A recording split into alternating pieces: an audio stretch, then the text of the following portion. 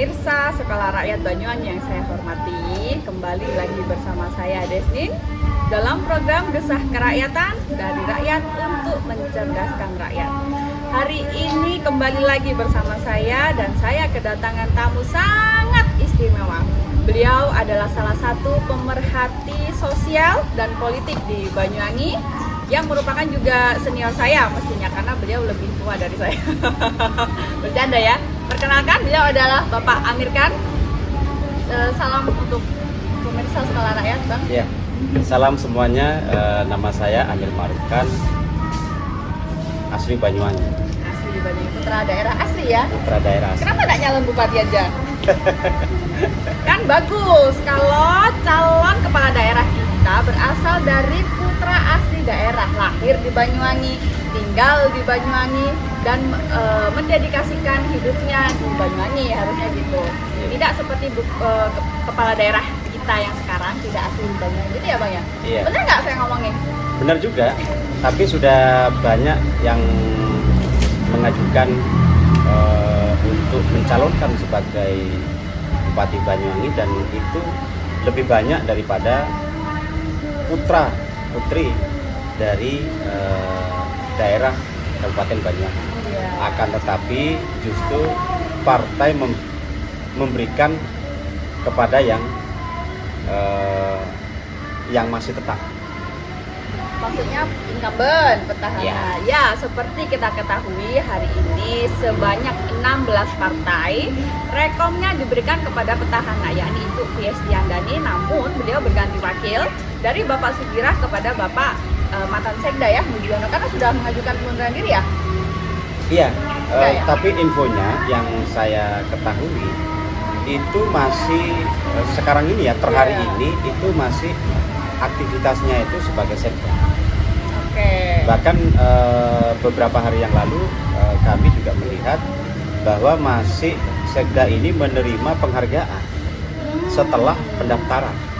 Benar, Bang Amir, benar. Memang saya juga beberapa itu mengkontrol ini gimana sih peraturannya, sudah nyalon ke KPU, bupatinya, sekdanya nggak ada yang mundur. Nah, peraturannya gimana sih Bang sebenarnya? Kalau mengacu dengan undang-undang Ya. ASN, Ya. mestinya itu mengundurkan diri sebelum mendaftarkan. Ya. Kita kalau berbicara undang-undang ASN, kenapa kita mengutamakan undang-undang ASN? Karena saudara Ali Ruci dan saudara Mujiono ini itu ASN. Ya, kalau Ya. Pak Ali Ruci kan ini calon Wakil. wakil. Sama-sama calon wakil. Sama-sama calon Ya, wakil bupati sama-sama ya. calon wakil, ya. Dari kubu terlawan sih. Ya. Jadi kalau Pak Ali Ruci sudah mundur ya. Dua-duanya ini seharusnya sudah mundur. Seharusnya, karena kalau berbicara soal undang-undang ASN itu kan minimal kurang 1 hari untuk mencalonkan itu sudah mengundurkan diri. Itu bukan penetapan ya, tapi Ya. mencalonkan. Ya, tetapi yang rame itu yang dikeluarkan adalah setelah penetapan baru mundur. Enak sekali ternyata jadi pejabat itu. Makanya kan kita perlu mengkaji kembali Ya. ini yang mau digunakan yang mana. Ya. Apakah mau menggunakan undang-undang KPU atau menggunakan undang-undang ASN. Ya. Nah, kalau ASN ini kan spesialis, karena dia itu terlahir dari ASN, mestinya kalau menurut saya, pemahaman saya itu adalah ya undang-undang ASN dulu yang didahulukan. Harus. Karena ini bentuk persyaratan. Ya, ini peraturan kan tidak boleh ambigu Ya, atau berat sebelah ya kan, yang namanya peraturan atau undang-undang tentu harus tegas. Rata untuk semua stakeholder ASN kan gitu ya Bang Iya. ya. apalagi di situ juga ada surat edaran dari Menteri Dalam Negeri. Mendagri. Iya, Isinya ada apa? ya isinya ya ASN itu ya hukumnya wajib mengundurkan diri. Itu sebelum pendaftaran. Wah, berarti pasangan Imun ini, Ibu Mujiono, hari ini masih wirawiri kan, sudah mulai beberapa melakukan kegiatan program yang mengandung pencitraan dan sebagainya menggunakan fasilitas negara dong.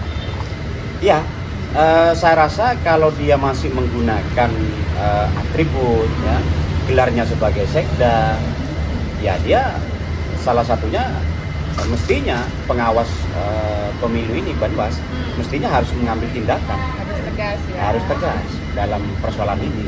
Baik, semoga Banwas melihat podcast kita dan bisa mendengar dan mengkaji apa yang sudah dikatakan oleh Pak Amir. Oke, Bang Amir getol sekali mengkritik dinasti dari bupati yang lama dan bupati yang sekarang. Yang kita tidak bisa pungkiri bahwa memang mereka berdua adalah suami istri ya gitu ya Bang ya. Yang paling baru Bang Amir ini mengkritisi tentang income di Udang. Ya, Bang. Ya, betul. Saya sempat ngobrol itu kemarin sama Bang Abi IWB gitu kan, cuman Bang Abi IWB nggak berani jawab. Nah, apakah Bapak Amir kan berani menjawab? Oke, coba Bang ceritain saya alurnya sebenarnya gimana kasus tersebut. Jadi kalau menurut saya apapun yang dikeluarkan oleh APBD tanpa dengan adanya produk hukum atau tanpa adanya perda itu sudah melanggar. Jadi di tahun 2015 PDAM itu mendapatkan tambahan modal dan itu puluhan miliar. Dan itu bisa dipastikan tidak ada perdanya. Ditambah lagi di tahun 2017 itu juga puluhan miliar. Itu pun juga tidak ada perdanya. Tunggu, menyuntikkan dana tanpa ada perda berarti tidak ada acuan dong? Ya, salah satunya pemikiran saya seperti itu. Oke, tujuannya menyuntikkan dana itu apa dan kemudian bisa dicari enggak? Ditelusur, transparan tidak aliran dananya untuk apa gitu kan? Betul, makanya dari target itu kan tambahan permodalan untuk PDAM itu kan 200 miliar. Dari 200 miliar ini mestinya PDAM itu harus terbuka. Jadi 200 miliar ini untuk apa? Apakah setiap tahunnya itu ada pelaksanaan pembuatan tambahan-tambahan yang sekiranya untuk bisa bertambahnya pendapatan daerah? Misalnya apakah ini juga dilakukan pelelangan dalam proses pekerjaan? Nah, ini yang juga harus terbuka. Karena walau bagaimanapun uang APBD ini itu dana pendapatan dari beberapa pajak yang dikumpulkan menjadi APBD. Benar. Dan ini yang seharusnya transparan, terbuka demi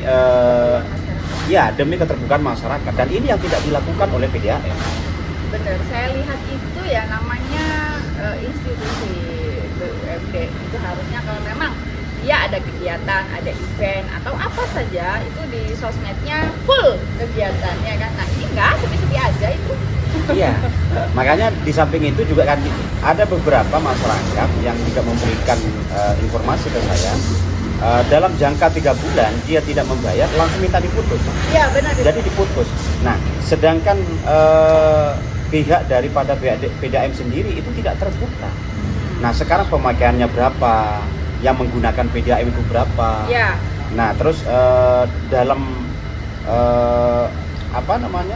pendapatannya kepada pemerintah daerah itu berapa yang disetorkan? Ini kan pemerintah daerah ini kan terkesan dijata kalau cuma hanya dalam per bulannya cuma hanya 200 juta. Ada tambahan modal tetap segitu. Sebelum dikasih modal segitu, dikasih modal tetap segitu. Nah, ini kan terkesan hanya dijata. Nah, itu seperti itu. Menantang, berarti nggak menantang Direktur PDAM Banyuwangi? Oh, saya sangat berani dan bahkan saya di dalam beberapa keterangan saya menyebutkan bahwa saya menyebutkan namanya ya. Namanya itu kan Durrahman.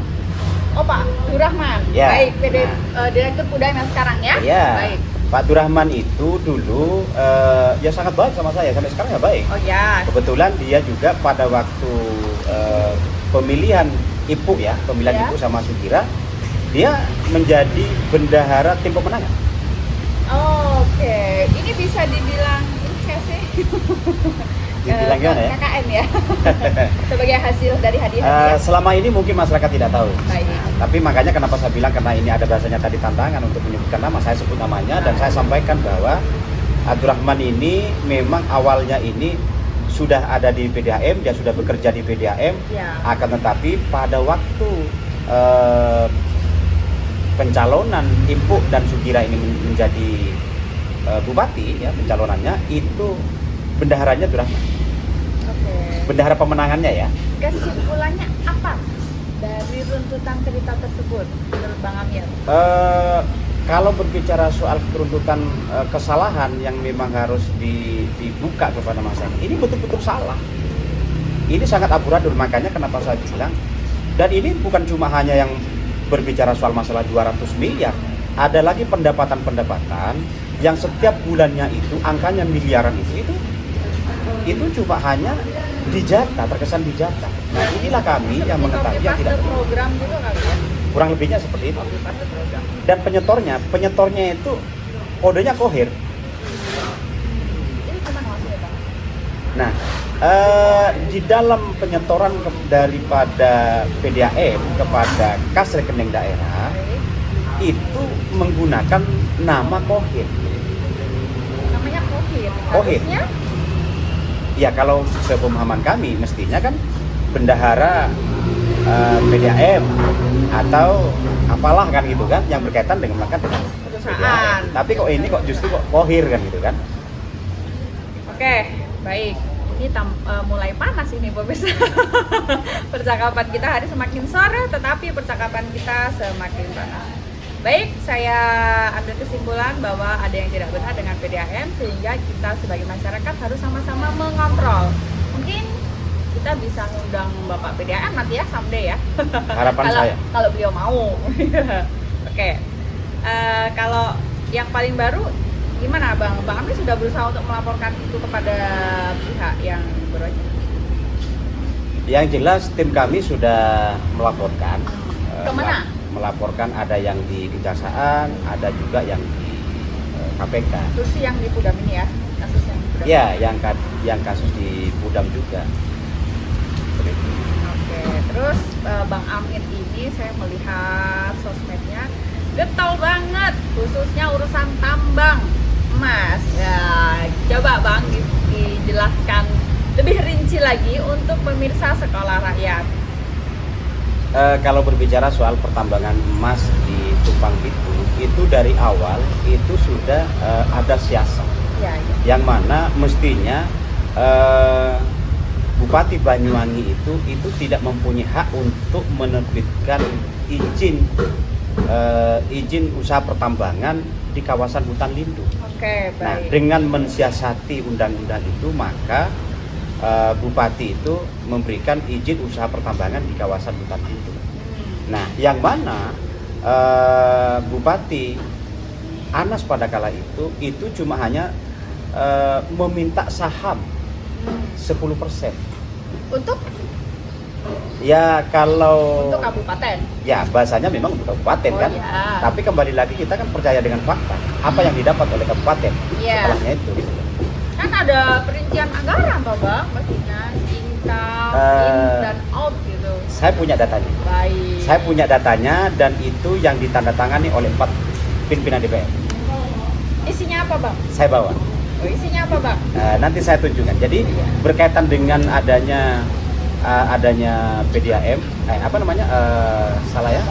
tambang itu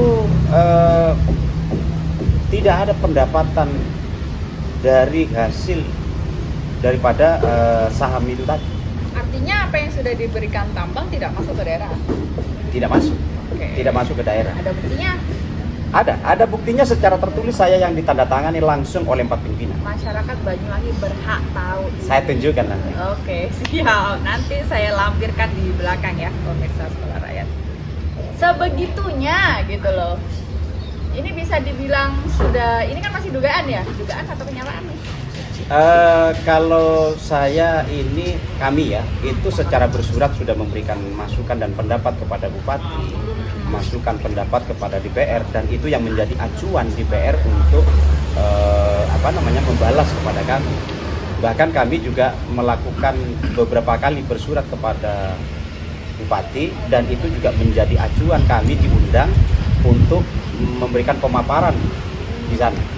Jadi kami melakukan pemaparan di sana.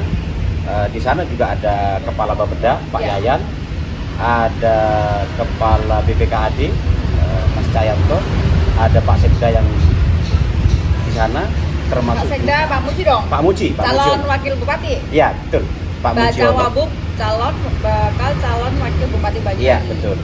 Itu juga ada dari inspektorat, mewakili inspektorat Pak Saibu. Ada juga dari bagian hukum, dan di anu kan ada kameranya. CCTV. Ya, ada Tanggal kameranya ya. pertemuan ada. Ada berapa menit semua. ada. Ya, jam-jaman itu. Bahkan saya dua hari. Kami melakukan pemaparan itu, memberikan pemahaman ke mereka itu 2 kali. Jawaban mereka apa?